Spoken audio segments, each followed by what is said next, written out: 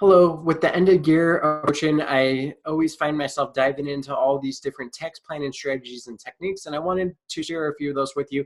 Today, I'm going to be talking about capital gains tax and just kind of what to think, what to consider, as well as different strategies that you may be able to implement. And so, the first thing to review is what qualifies as capital gains. So typically, it's when you own an asset and then that asset either gains or has losses over a time period, and it kind of falls into two separate categories. One that's not mentioned here on the slide is short-term capital gains, and that's if you hold an asset for a year or less. So anything that you hold for a year or less and then you sell ends up being short-term capital gains, and that's going to be applied to your ordinary income. And so if you can imagine, there's a lot more tax brackets in your ordinary income that go a lot higher than what you see here with long-term capital gains rates. And so that's why long-term capital gains is always going to be a preferred tax treatment for your investments. And so basically, in order for your investment to qualify as being a long-term capital gain, you just have to hold it greater than a year. So a year and a day or longer, then that falls into that long-term capital gain situation. Another cool thing that it may or may not apply to your situation is there's a huge gap where you may not pay any form of taxes on your capital gains, because if your income falls between $0 and $77,200, and this is for married filing jointly, it would be different if you file differently for your taxes, you may not pay anything as far as capital gains taxes. So I know a lot of times people come to me and they're all concerned about the tax treatment, but they have a situation where it's not going to be a taxable event. So that's always important to know. But then you can even see that even with extremely high income, that capital gain rate is going to be 20%. So not nearly as bad as what those ordinary income brackets could look like. And so let's dive into a few things to consider, as well as different strategies you may want to implement.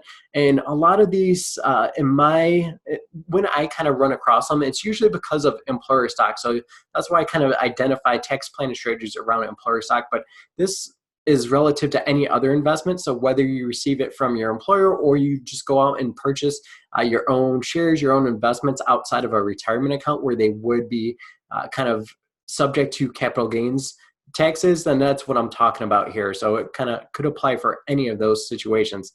So one thing that you want to consider is your overall asset allocation and concentration in your employer stock compared to your net worth. So early on in your career, it may be pretty sizable, pretty large, but as you start to mature and have other routes and opportunities for investments, I definitely say diversify to where you really at some point want to try to target no more than 10% of equity in the same company that you're working for.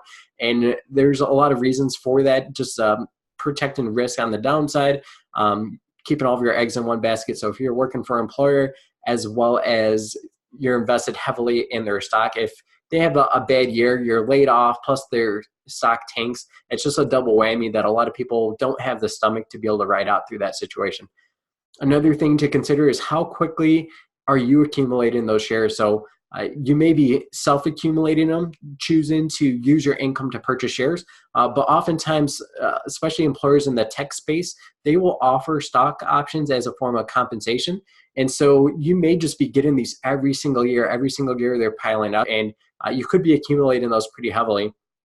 So that's one thing to be aware of. And if you do think that you're going to be accumulating them really fast and that they're going to grow to be a pretty dramatic portion of your net worth, then you may want to come up with some type of selling strategy where you implement it regardless of what the price is doing, regardless of what the stock market's doing.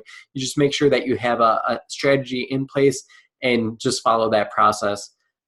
Another thing that is just super overlooked, and I'm always surprised by it, is some people don't necessarily think that their employer stock is going to perform the same or better than what the overall stock market will do. And so if you kind of find yourself in that situation, you don't feel strongly one way or another, well, you're taking a lot of risk banking on your employer stock to be better than the overall stock market because you're only invested in one company.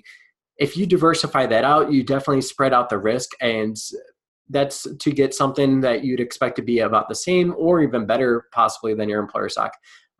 some people feel very strongly that their company has a lot of room for growth and may be able to outpace what the general stock market's doing.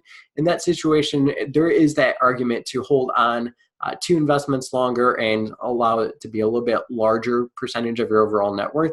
But kind of the last bullet point here is just understanding what you can stomach, what you feel comfortable with, because the stock market is volatile enough as it is. If you're concentrated in a single employer stock, that's when people end up shooting themselves in the foot on accident, because they think that there's nowhere to go but up. And companies, they run into walls all the time as far as growth opportunities, competition, and things like that. So there's less likely of the possibility that your employer stock couldn't easily recover as well as the general overall stock market could. So that's something to keep in play and just be aware of as far as the different risk versus rewards that you're taking, whether you're comparing those single stocks to a larger investment that's going to be diversified. So now we'll kind of look at the different strategies you could implement. So if you have a large gain right now in your investments and it's going to be long-term capital gains, there's a few things that you could do. You could gift it to charity.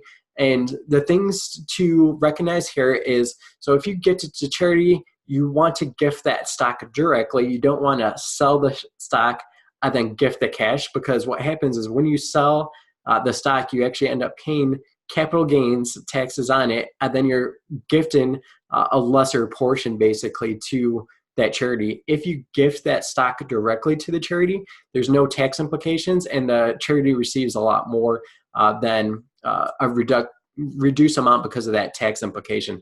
Another thing to be aware of is itemized deductions are drastically different than they were in 2017 and all the previous tax years.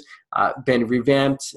Standard deduction has been increased dramatically. So you may not be itemizing deductions even if you are doing charitable gifting. And so there's a few things to be aware of that. I actually wrote a blog post on a special technique to make sure that you are getting those itemized if that's important to you. So you may be gifting a charity and not actually receiving the tax benefit if you are unable to itemize your deductions for 2018 or future years. Another common strategy is if you are able to gift those shares to someone that kind of falls in those lower tax brackets, and I showed you that married filing jointly, kind of anyone that falls in that $0 to $77,200, you can gift that stock to that individual directly. They can sell it, and if they're, as long as they're in that window, they're not going to have any tax liability to sell that asset, that stock that you give them, and then they could use the full amount. If the other option is, a lot of times people just give cash or checks, but that's not really the most tax efficient way to handle those things. The key to that, though, is making sure that they are actually in that kind of lower income situation so that they are not paying taxes. And so sometimes that works from a parent to child type transfer. You want to make sure you're avoiding the kiddie tax. I don't have time to go into that, but if you have a young adult child, most likely they'll be old enough to not fall under that kiddie tax rule. And if their income is in that sweet spot, you can give that to them and help take care of that. It's also a really great strategy if you have really, really old stock and you don't even know what your cost basis is. And so you're able to give that to them. They can claim it as having zero cost basis, but there's no impact on the capital gains tax if they fall in that lower income level. So a few other things to consider: your stock is not always going to be at a gain, especially if it's something that's you've had only for a shorter time period, like a 1 or 2 year time period.